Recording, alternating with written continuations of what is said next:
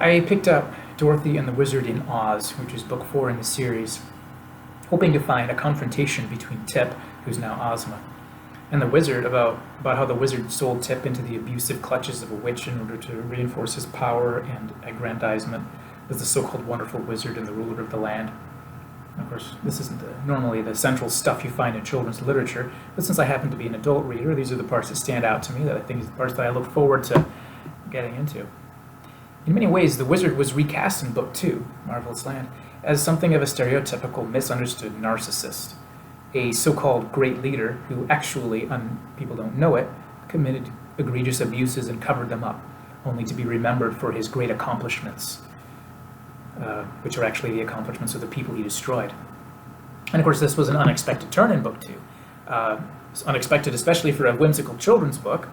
In many ways, Marvelous Land is even more whimsical than Wonderful Wizard. So it's unexpected that that's going to happen. Now, in some ways, maybe it shouldn't have been that much of a surprise, since the original portrait of the wizard in the first place was, after all, that he was a con man. But he was a lovable and charming con man. And maybe it's the child inside every one of us that causes us, even as adults, to say that when the con man is that lovable and charming, he must be every ounce a good guy. And needless to say, as an adult who believes that good children's fiction should judiciously include realistic elements of the real world, I felt that the shocking adjustment of our image of the wizard in Book 2 was a fascinating and literarily excellent decision by the author. Now, for those who came to be attached to the delightful images of fun that they associate with their favorite wizard, such a retcon in Book 2 may come as a severe disappointment, even a disillusionment. But let's give kids a little disillusionment. Let's give adults a little disillusionment. Let's do it in the safe haven of all the happy faces parading around in Oz land, because sooner or later the reader's going to experience the same thing in real life, and he better not really believe that he should trust all the wonderful wizards he meets. But then the fourth installment of the series, it's called Dorothy and the Wizard in Oz, it wasn't what I expected at all. I must admit, I was disappointed. But for all my disappointment, I remain intrigued by the book, and I'm definitely going to be returning to it later. I'm probably going to do another deep dive on it on this channel. The book is most remarkable for what it doesn't have, which is that confrontation I was waiting for. In the absence of that confrontation, we have a lot of fun and a lot of colorful and unique environments that the author, L. Frank Baum, that he creates to throw Dorothy and the Wizard into. Fittingly, the author creates a lot of suspense for adults like me who are waiting for that. He gives us a lot of suspense by placing the vast majority of the book. He does it with Dorothy and the Wizard having these wonderful adventures together, far away from Ozma. So he delays our desire to see some kind of justice and clarity. Instead of seeing that confrontation, we spend chapter after chapter being charmed by the wizard and accepting more and more with every page that we must like him. It's only after all this suspense and preparation that finally Baum opens the curtain, so to speak, and tosses Dorothy and the wizard, like toppling little chess pieces, he tosses them into the drawing room of the powerful Princess Ozma. But even then, our patient waiting isn't rewarded with fireworks, but only with more of what we've already seen. More being forced to rewire our brains and simply accept the fact that the abuser is the innocent. He's always been innocent. He never did anything wrong.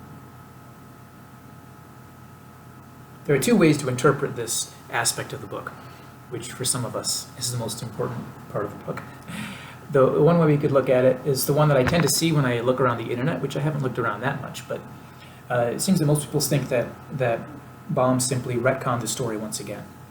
He decided that the wizard never stole the kingdom from Pastoria and never secretly smuggled Pastoria's daughter over to a witch, begging her to hide the girl so he could have the throne and have all the people's praise with no ambiguity over his royalty. Now, it should be noted that if this is what Baum did, then this isn't the same kind of retconning he did in Book 2. Because in Book 2, he took a con man from Book 1 and gave him a backstory. He gave him a very plausible backstory that doesn't change any established facts. As far as if you wanted to prove it, you could never prove that it's not the case that he intended to do that from before he put pen to paper on page 1 of Book 1. Now, the way we know that he probably didn't intend that is because he's basically said that every book he wrote in the series he intended to be the last book of the series. So probably he didn't do that, but you could never prove that he didn't. But in contrast to that, if he retconned things in book 4, it's different, because when he changes the portrait of the wizard from book 2 in book 4, this would be the kind of retconning in which he literally decided to scratch out an earlier, extremely significant revelation without giving the slightest explanation or even recognizing the fact that he did it. He doesn't give an explanation or some part of the story to explain it. He just pretends it never happened. Now, part of the reason people assume this is what the author did is because prior to writing book 4, apparently the readers of the series, the kids who read it, apparently they really disliked, and they expressed their dislike for what happened in book 2 with the wizard. They wanted to see more of the wizard that they loved so much from book 1, which I can relate to, because as a kid, I loved the wizard. And the other reason people assume this interpretation is because it is the most straightforward way to read the book, especially considering we're in the genre of children's fiction, and we expect a certain kind of simplicity. The opposite of simplicity is duplicity. We don't expect this kind of opaque duplicity to go throughout the entire book.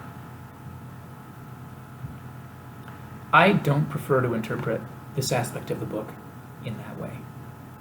It may, in fact, be true that Baum simply carelessly decided to forget what he did in book 2 in order to please his readership. I prefer, however, to read the book as an extension of this real character type which Baum introduced in book 2, the abusive leader who really is genuinely likable and has a knack at erasing his history. In other words, I would prefer to see the book as including the decision of the wizard to erase his crimes, rather than the decision of Baum to erase the wizard's crimes. The book never addresses this discrepancy in a straightforward manner, or addresses it at all. But instead, you could say, seems to take a passive approach. It shows us a believable, albeit anticlimactic, picture that can actually be read consistently with the descriptions in books 1 and 2. While the wizard revealed in book 4 is not the heavy-handed, conscience-free narcissist that we associate with the most egregious abuses of power. Those particular psychological stereotypes aren't the only personalities who are capable of committing abuses of power. They're just the ones we see the most, they're most noticeable and most problematic. The wizard, as presented in book 4, is a fun-loving extrovert without a lot of intensity or toughness built into his bones. He loves attention and recognition from people more than he loves truth or moral action. Once we add that portrait to his actions in book 1 and 2, we realize that he didn't act simply out of unbridled greed for power, but instead from a love for power that was rooted in a craving for admiration and an unwillingness to take uncomfortable actions that would diminish other people's admiration for him. So we could say his crimes, plural, his crimes were ones that resulted from his immorality of weakness rather than his immorality of drivenness. It seems that his crimes resulted from an immorality rooted in weakness rather than an immorality rooted in drivenness. So if the abusive wizard begins to be painted in book 4 as more of a passive, pragmatism-driven abuser, it seems almost fitting, though it was very maddening to read, it does seem almost fitting that his victim, Ozma, forgives him in a passive way as well. The closest we get to a confrontation is a dinner conversation in which Ozma points out one particular discrepancy within the wizard's claims. But then afterwards, she completely accepts his fraudulent explanation of that discrepancy, allowing him to take all the praise that the legends about him include. Much more than forgiving, she enables his dishonest self-admiration, perhaps because she knows that his abuses were not a result of lust for power and reckless drivenness, but instead the result of the weakness of a spineless old man trying to not lose face in front of his admirers. Of course, this is my interpretation, since I find it far easier to believe in double-talking heroes and forgotten crimes than to believe in the literal vaporizing of past events.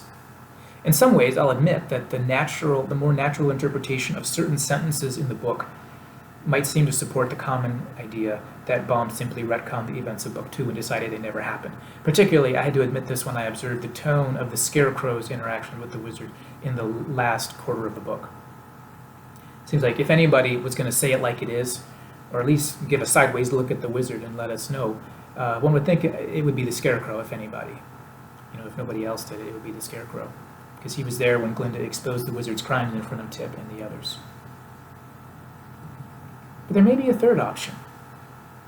It may be that Baum, wiggling about with a kind of passivity equal to some of his characters, intended to please his fans while continuing to make a point that some young readers might eventually come to suspect as they grew older.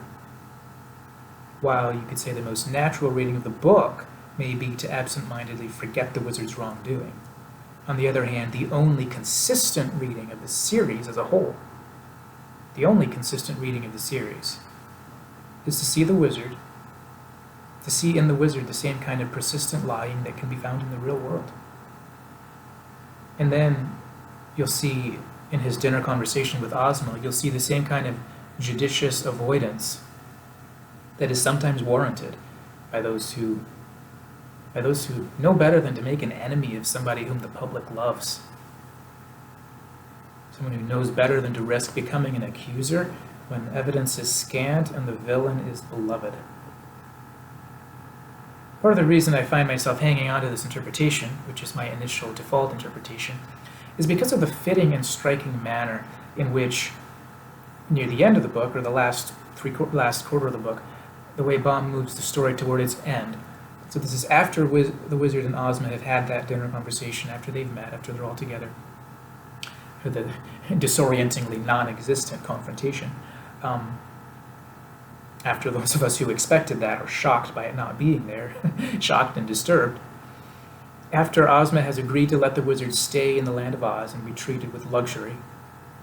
Following these scenes, there's this interesting, seemingly random story where Dorothy's cat is put on trial for, in secret, consuming a little talking piglet that had belonged to Ozma. It was this happy little talking, conscious, human, you could say, piglet. And the Dorothy's cat is put on trial for apparently eating the cat when no one was watching. And it was well known. Everyone knew that the cat had been greedily desiring and even asking to eat the talking piglet since near the beginning of the book. But the thing is, everyone loved the cat, and especially Dorothy. The cat was loved by everybody. And whatever the legal system is, apparently the punishment for this crime, for which he has no remorse, the punishment is going to be that he's sentenced to death. So, the wizard and the Tin Woodman talk together and agree together to lie for the cat to save the cat's life. They decide they're going to get another little piglet, and claim that the dead one wasn't actually dead.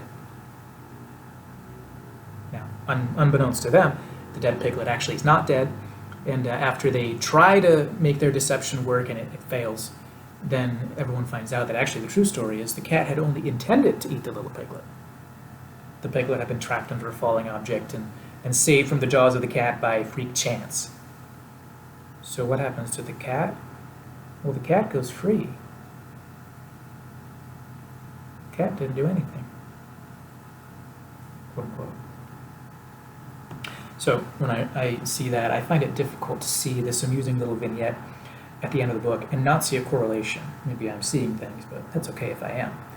I have trouble seeing this as anything but a sly effort of the author to give clues to the reader that wiping away the wizard's abuse isn't the only thing we can do with Ozma's willingness to extend a hand of friendship.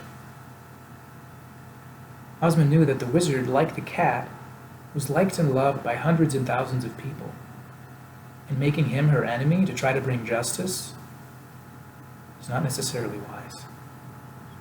She also knew that the wizard, like the cat, had not permanently got rid of baby Princess Ozma. He just really intended to.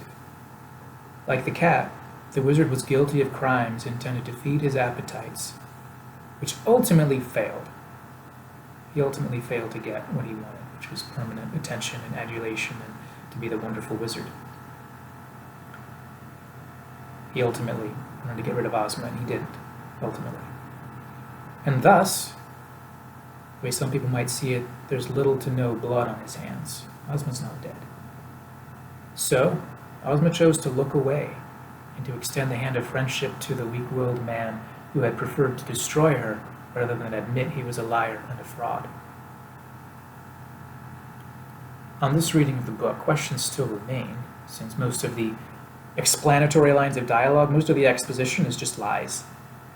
So there's a lot we don't know about the history of certain things. All we end up knowing is that the wizard usurped the throne after events that led to Pastoria's death.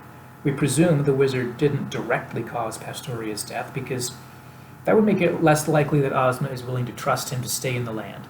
At the end of the book, she lets him stay in the land. So probably he didn't directly or intentionally kill or cause the king to die. So more likely, the wizard took advantage of some kind of unfortunate situations to deceive the dying king and his people, using the misfortune of his friend to aggrandize himself and make claims to greatness in order to steal the glory of the dying king and take the throne with it. And then once he had fully taken advantage of the situation and pronounced himself the successor to Pastoria, illegitimately, he apparently later discovered that the dead Pastoria had a rightful heir whose existence would actually invalidate the most recent of the wizard's lies.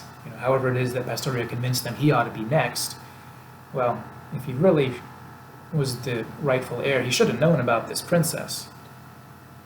So, in fear of his shame being exposed, he delivered the child to the witch Mombi. That's how things are coming together for me, at least. I plan to read the book again to think more about these two interpretations.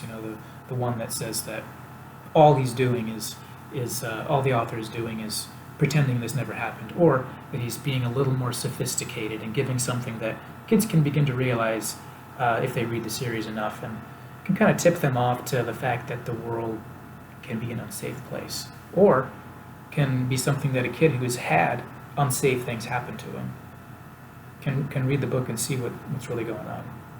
So whether those two were going on, I definitely plan to read it again and think more about those two options. My current thoughts are that if Baum did not intend the interpretation that I've taken, then it's still the case that multiple portions of the book include thought-provoking content that relates indirectly to topics like power, authority, abuse, jealousy, reputation, deceit, saving face, and things like that. So that in the end, even if he didn't intend to write about these subjects, the book certainly includes those subjects and has a lot of interesting food for thought, and will be a fascinating one to reread and kind of chew on, even though at the same time it's this lighthearted, delightful, thrilling, pleasant children's story. Last place to expect darkness and distrust.